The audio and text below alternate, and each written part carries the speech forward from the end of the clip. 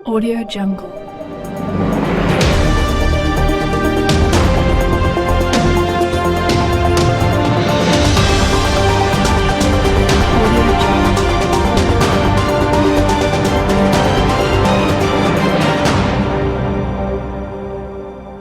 बाबा गुरु घासीदास जयंती में सम्मिलित हुए मुख्यमंत्री।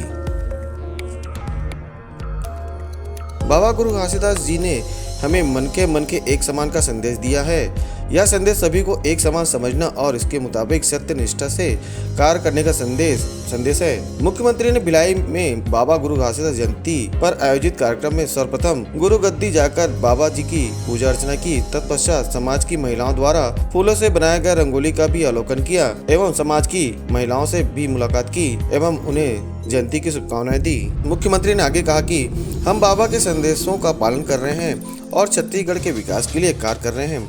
मुख्यमंत्री ने कहा कि यही संदेश बाबा साहब का भी था और जनगणना के मुताबिक सभी वर्गों को आरक्षण मिले। यह व्यवस्था बाबा साहब ने संविधान में भी की है। इसके मुताबिक हमने जिले में तृतीय वर्ग एवं चतुर्थ वर्ग की नियुक्तियों में आरक्षण की व्यवस्था जनगणना के आधार पर की है। मुख्यमंत्री ने भिलाई में बाबा गुरु घासीदास जयंती पर आयोजित कार्यक्रम में संबोधित करते हुए कहा कि हमारी सरकार किसानों मजदूरों की सरकार है और सभी वर्गों के हितों का ध्यान में रखते हुए गुरु घासीदास जी जैसे महापुरुषों के संदेश का पालन करते हुए सबके विकास के लिए कार्य कर रही है। मुख्यमंत्री ने कहा कि गुरु घासीदास जी का संदेश था कि समाज में समानता स्थापित करना है। उनके इस संदेश को हमने केंद्र में रखा है। किसी के साथ भेदभाव न हो और सबका समुचित विकास हो। इसी संवैधानिक भावना और महापुरुषों के दिखाए रास्ते के मुताबिक हम कार्य कर रहे हैं। इस मौके पर अपने संबोधन में गृह मंत्री ताम्रध्वज साहू ने कहा कि बाबा साहब मन के एक समान का संदेश हमारी सामाजिक समरसता के बारे में गहराई से बताता है। हमारी छत्तीसगढ़ सरकार की नीतियां इसी दिशा में कार्य कर रही हैं।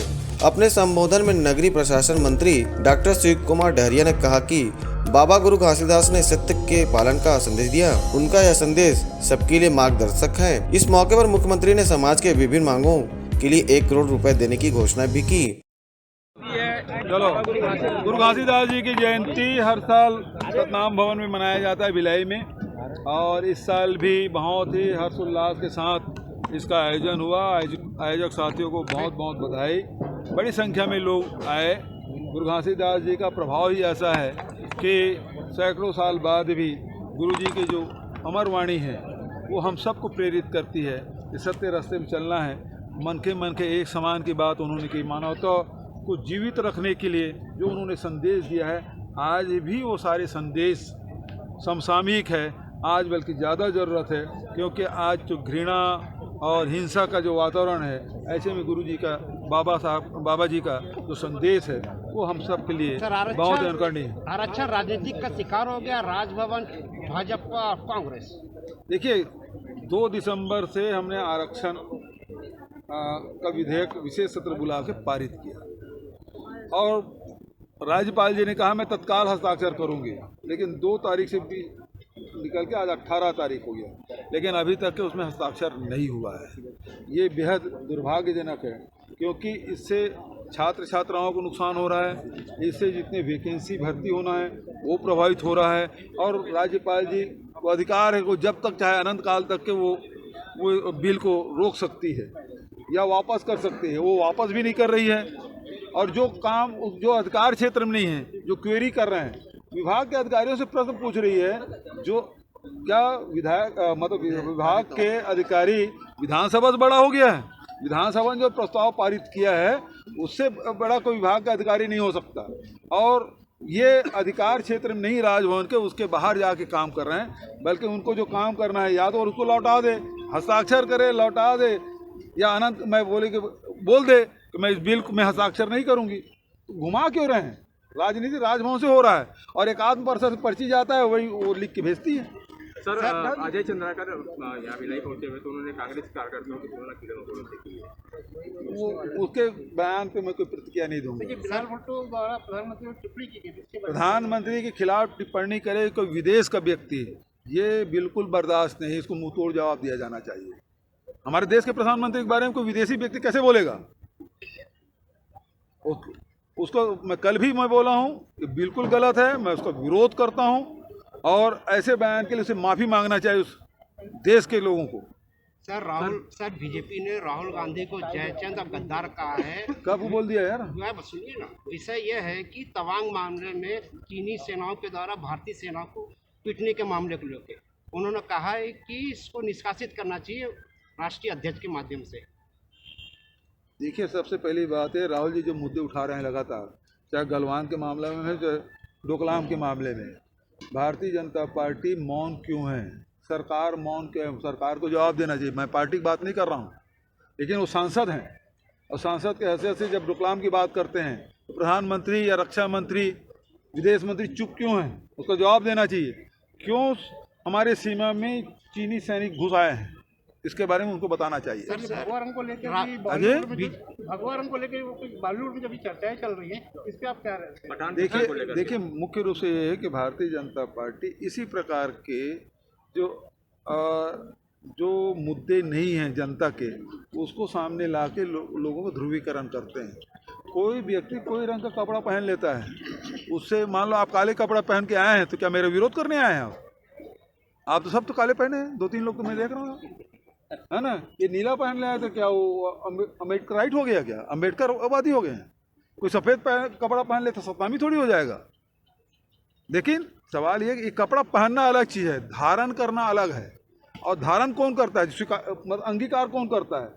जब साधु संत हैं, वो जब पूरे समाज को, घर परिवार को त्याग देता है, तब जाके भगवा रंग है या गेरुआ रंग स्वीकार करता है। वो चीते के जो लौ है ना, ज्वाला, उसके रंग का है वो, मतलब सब कुछ त्याग दिया। अब ये बजरंगी गुंडे भगवा रंग के गमछा पहन के निकले हैं, बताया तो भला इन्होंने क्या त्याग किया है समाज के लिए, परिवार के लिए क्या त्याग किया है? वो तो बल्कि वसूली करने के लिए पहन रहे हैं। तो ये अंतर उन्होंने त्याग क्या मुझे बता दे। कलर तो कोई भी पहन रहे हैं। और यदि कलर की बात है तो जो भारतीय जनता पार्टी में आजकल सांसद हैं, विधायक बने हैं और वो हीरो हैं, और हीरोइनों के सामने जो भगवा रंग के कपड़े पहन के डांस कर रहे हैं, उसके बारे में क्या इनके विचार हैं? रंगों से किसी जाति धर्म तय नहीं करना चाहिए। ये रंग है वो धारण करते हैं, जो हमारे साधु संत हैं या समाज है, वो यदि वो रंग धारण करते हैं, जैसे अब सतनाम समाज है वो सफ़ेद ध्वज को करते हैं, कबीर पंथ सफ़ेद ध्वज को करते हैं, सिख धर्म केसरिया रंग को धारण करते हैं। तो वो धारण करना हुआ। लेकिन कोई व्यक्ति कोई कपड़ा पहन ले, कोई रंग का कपड़ा पहन ले, तो वो पहनावा है, उसके लिए उस मामले में उस प्रकार की राय व्यक्त नहीं की जानी चाहिए। सर, हैंड काउंटिंग की मांग की देना है तो उसका आधार क्या है? जनगणना या हेड काउंट? जैसे हमने हेड काउंट किया छत्तीसगढ़ में, तो ओबीसी के किया और साथ ही ईडब्ल्यूएस के किया, उसके आधार पे हमने दिया है। तो यदि मुझे 12 से 16 करना है अनुसूचित जाति का, तो या तो जनगणना मेरा आधार हो, क्योंकि बाबा साहब अम्बेडकर जो संविधान बनाए उसमें जितनी जनसंख्या उतने प्रतिशत उसको आरक्षण देना है। पिछली सरकार जब 13% था, 12.82% था उनकी जनसंख्या अनुसूचित जाति के, और 12% किया, तब कोई बात नहीं। लेकिन हमने 13% किया तो कह रहे हैं कि 16% क्यों नहीं? मैं बिल्कुल 16% देने को तैयार हूँ, लेकिन मुझे आधार तो चाहिए। या तो जनगणना हो जाए। भारत सरकार 2021 की जो जनगणना है अभी तक के रुका हुआ है, शुरू नहीं हुआ है। यदि वो जनगणना की कापी मिल जाए तब मुझे हमारी सरकार को देने में कोई तकलीफ नहीं। या फिर हेड काउंट की यदि मांग समाज की तरफ से आए तो निश्चित रूप से कैबिनेट में उसको विचार किया जा सकता है। समाज ने कहा है कि जो मैं संवैधानिक पद में बैठा हूँ, तो वे सारे नियम कायदे कानून मुझ पर लागू है। मैं उस संविधान के दायरे में रख के, नियम को दायरे में रख के ही कोई निर्णय कर सकता हूँ, उसके बाहर नहीं कर सकता। कोई नाराज हो, खुश हो, अलग बात है, लेकिन संवैधानिक दायरे से बाहर जाके कोई काम हम लोग नहीं कर सकते। सर, एक अंतिम सवाल है। उसमें हॉस्टल भी खोले जाएंगे और प्रयास स्कूल भी खोले जाएंगे, संभाग स्तर पर अनुसूचित जाति के और पिछड़े वर्ग के। ठीक है, थैंक यू, धन्यवाद आपको।